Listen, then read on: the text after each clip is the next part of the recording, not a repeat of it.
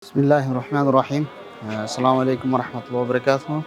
Allah Taala'nın hükmü menen, Allah'ın kaloosu menen bugün Bişkek şahrının 1-May rayonuna karaştуу Kölmö жаңы konuşundагы Kölmö medresebizde 2025-2026 окуу жылына балдарды, абитуриенттерди кабыл алуу болуп жатат.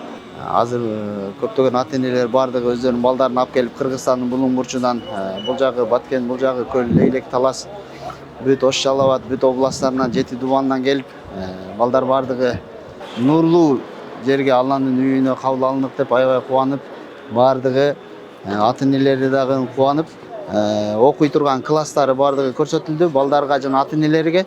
Эми Кудай буйрса 31 күнү кайра келишет дагы 1-сентябрдан баштап. Кудай буйрса окуулар баштала берет иншалла. Бардыгыбызга Садыр Нуркожоевич баш болуп, президентибиз, өлкө башчыбыз, падышабыз баш болуп бардыгы ыйманга, ошол исламга өтө бир жакшы шарттарды түзүп берип аткан учурда мен ушул эмеден пайдаланып да чакырып кетет элем. Дагы бир кыргыз эли де кандай болсо, бул исламда, шариатта өкүм кылат.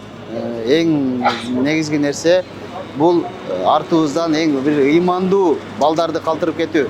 Ата-энелерге сунуштап кетет элем, ушундай бир мечит медреселерге, дайыма ыймандуу мекемелерге балдарыбызды ушул бир бергендин аракетин кылсак, иншалла Аллах Таалам баарыбызга тынчтык, аманчылык берсин. Ассаламу алейкум ва рахматуллахи ва баракатух.